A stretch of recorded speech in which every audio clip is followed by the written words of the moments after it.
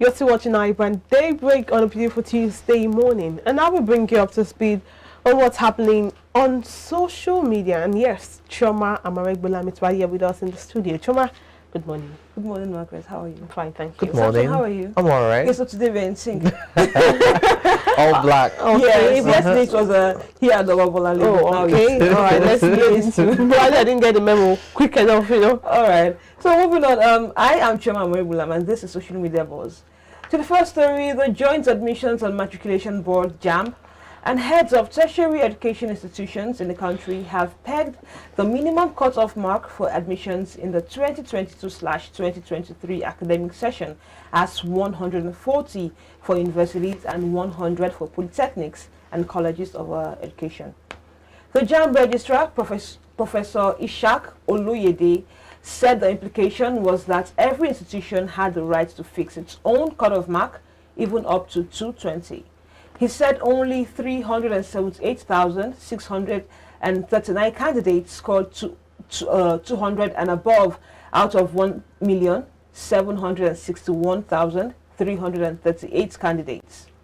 Now taking some comments, Paul says, so Jamb has decided that 140 marks out of 400, which is 35%, is good enough to gain admission into a Nigerian university. 35%. Either the exam is too tough or we have officially signed off on mediocrity. Chinanu Ekpere says, I think we should be asking why students who have passed WASC require Jamb to gain admission into our universities. They should simply take the university post-UME and gain admission if they pass it. Jamb delays the admission/graduation time of our young ones. And Prudence says that if Jamb is truly a test of knowledge, many use backdoor to get high scores, so what's the fuss about? I would that they scrap Jamb because it's useless. And Omo Baba says, can you please work with the data available? 1.7 million students sat for Jamb, whereas only 300,000 plus got above 200. We need to address what the younger ones prioritized. Jamb centers are now ground to pick up girls where the guys engaged in betting and scam. And JK says, Jamb, I guess simply adapted to realities on ground. FG-owned tertiary institutions are on strike and they are choice schools for students with highly competitive scores, while other schools who will jump at those with not too competitive scores are not on strike. Do the maths. So, Samson, Margaret, in my time, I think the cutoff mark for Jamb was, I think 200, if I'm not mistaken, yeah, 200. But then we've seen it drop from 200 down to 140. I think previously it was 180, from 180 to 160. Now it's down to 140. Yes, it's not enough ground, you know, to say a student is smart or is dumb. But then having that standard reduced to 140, I think that's quite very low. What do you think about that? I think we're setting a bad precedent in terms of the standard of students we want to churn out into our universities. As the first fellow who commented said, that 140 over 400 is just 35%. So are you saying 35% is good enough to gain admission into schools? You know, it's quite worrisome because that's not even mediocrity. Mediocrity is about being average, but that's way below, you know, the average line of 50%. So I think we're setting a bad precedent in that sense. But having said that, you know quite well that there are some schools who won't, you know, reduce their expectation or their age as a grade, rather the grade limit, regardless of what happens. Your schools, you know, the prominent federal government owned schools like the one in Lagos, Ibadan and the rest of them will still maintain the 200 cutoff mark as a minimum basis. So I think it's just about the schools who will go for that, probably your state schools and some private schools. Again, it just tells you that the standard of education we have right now, the quality is low. And as the other fellow said, we should also question why what are priorities of the students that are, you know, that we're churning out now. Why are they not able to even meet up with the basic? Back then, even when you score over 200, maybe 209, 210, you still feel like, oh, you didn't pass, you failed, you won't be able to get to, you know, the desired school you want because of how competitive it is. But if we're reducing to 140, it just shows you how far we've fallen from, you know, the lofty heights where even 240 for a Jamb score would not necessarily get you admission into a school, especially if you are going for certain courses that are deemed, you know, of high marks like your medicine and what have you. So I really hope we get it right, really. But it's sad that we've fallen off to the point where 140, which is 35%, can now be deemed as a pass mark. 35% is not up to the average 50. There's no way that's a pass mark. Okay. Well, 35% is low. I remember times where people would score 180, 190, 194. Or 198. And 198. And then you're like, you don't even get admission into some, like you said, some universities or some courses because of the competitive nature of some courses and some universities. The universities like federal universities in Port Harcourt, Lagos, Abuja, and so other universities that's more like the happening places, you won't get admission in those because it's more like everyone wants to be there. So imagine having to be okay with 140 and 100 for Polytechnic. It's as good as not writing Jamb. So then what's the need of writing Jamb? So so if it has fallen from 240, 400 to this, to 200, to 180, to 160, even at 160 was bad enough. So it's a commentator said we should check on what our young ones prioritize now. So if we can sit for Jamb and pass and get up to 200, well, they should probably scrap Jamb actually, because for people who, it's nothing like WAEC and NECO is even now tougher than the Jamb itself, because they have what they call special centers. Jamb center, people call out answers, objective answers, and you mark it, and that's for Jamb or WAEC? For Jamb, both the Jamb and WAEC. And WAEC, exactly. So they don't have special centers. So now, what are people even going to school to prioritize? What are they? What's the priority of those people coming up? So if they want to go, then I won't even blame the board of the joint admission management board, because if a lot of people are failing, then they need people to get into universities. Over time, they kept reducing and reducing. So if they can reduce this to 100, probably it will become 50 someday for Polytechnic, and then 100 for universities. And that's sad, because you have to compete with people who, the young ones are supposed to have more knowledge, advanced knowledge. So imagine me who had finished school some years back, and you who just started school. I'm not having more knowledge than you are because of what you started to prioritize. It's not a very good thing for our educational system. All right, moving forward, Droupadi Murmu on Monday took oath as the 15th president of India. At 64 years old, she becomes the second female president in India's history.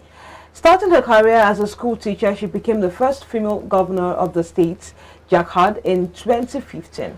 Before that, she was the Minister of State with independent charge for commerce and transportation from March 2000 to August 2002. And then Minister for Fisheries and Animal Resources Development from August 2002 to May 2004. Murmu won the presidential election by gathering over 64% valid votes. Now taking some comments, Shezad says, congratulations, Madam President, SMT, Droupadi Murmu.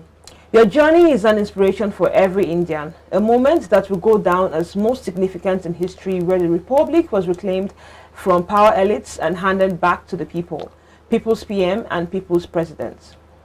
And then Momo says, when I saw Madam President trending, I thought FK joined Bibi Niger or something. Congrats to India's first black female president. Historic landslide victory from I'm hearing too. And Anad says, heartiest congratulations, Madam President. Ms. Droupadi Murmu becomes the 15th President of India after a landslide victory. Momentous day for all Indians, especially our 110 million tribal population that has had to wait 70 years for this day. And then Old New Kolkata says, welcoming India's first citizen and new Madam President, Droupadi Murmu, with this little snippet on her journey thus far. From a school teacher and MLA, a minister, first tribal governor to the 15th president of India. Her incredible story inspires us all. And now we know that China is not like the first. China is not the first. India is not the first. India is not the first story. The first country to have a female president. We have countries like Philippines. We've had Ireland. Argentina. We've had Iceland as well. Yes, we've had Sri Lanka. Have female presidents, and now we're seeing India. This is their second female president. I think it's a very good one for them. And I don't know when Nigeria is going to get Well, to that. I'm particularly excited about this one because if you followed the caste system, that CSCE in India, you will know that especially a black Indian, it's not the best time to explain this now because for the want of time, I won't be able to go into it. But if you follow it, it's particular in Hinduism. So there's this. Will I use the word, for lack of better words, I like to say segregation, if that's correct. So that's been in India for especially the blacks. Now, but then for this is a win-win-win. Now, not just for Indians, for women. I'm particular about these things for women, and also in Africa. Now, let's Africa take a cue from this. If India if you look at India's history a lot, you know that women before then, the medieval era, the Renaissance period, they were not able to say some things, they were not able to speak on certain things, they were not able to even talk. Some of the Indian movies even portrays this, and loyal to the husband and the family, which is not a bad thing in itself, but then having to express yourself, it's seen as a taboo. So this is an indication that the narrative is changing, or rather the narrative has changed. A lot of people are now, she won the elections, and I'm not sure she won it by rigging. That means Indians, both male and female, came out to vote for her. So if we see that happening in this time and age, it's something to be proud of, really. And she has changed the narrative. And Africa and other countries where women are not allowed to speak or cannot express themselves, or they feel women cannot take leadership positions, should rather take cue from this. And I'm sure she will do amazing as a president. We've also seen this happen with Patil in about 15 years ago in India as well. That is the first president of India. Samson, want to say something? It's a great one. You should understand what the election, the victory means for the people who are in the minorities. Your red Indians, your black Indians. These are people that have been segregated for so long, and then generally the female folk as well. It's something that is extremely phenomenal. You look at Mother India, as she's often called, Gandhi, the first female prime minister, who unfortunately was assassinated in office, and ever since then it looked like you won't have another female emerge to that national prominence and sin. But this is a great one, as the fellow commented that they now have the people's president as well as the people's prime minister. I really hope that the tenure is successful,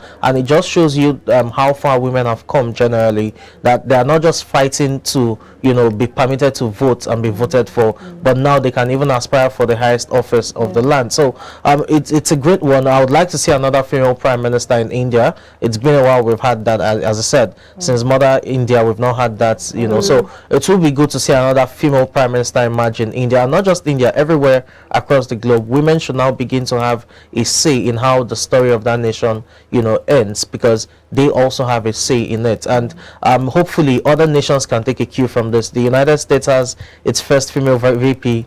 Hopefully we have more in other nations, especially Southeast Asia, especially Nigeria too. So I guess this is where we wrap it up on social media, but see you same time tomorrow. Over to you, Margaret. Well, it's over to the audience or the viewers, because we've had an amazing show. I'm sure you had 12 times as I did. So it's a Tuesday morning. Do not forget, iBrandTV has a lot more in store for you. The business breakfast after this, and then the business 24 after this, and then the business breakfast for your viewing pleasure. Do us to join us same time, same station tomorrow. My name is Margaret. About to have an amazing day. And I am Chioma Amari Gulam. Do enjoy the rest of the day. I'm Samson Lady. Do have a wonderful day.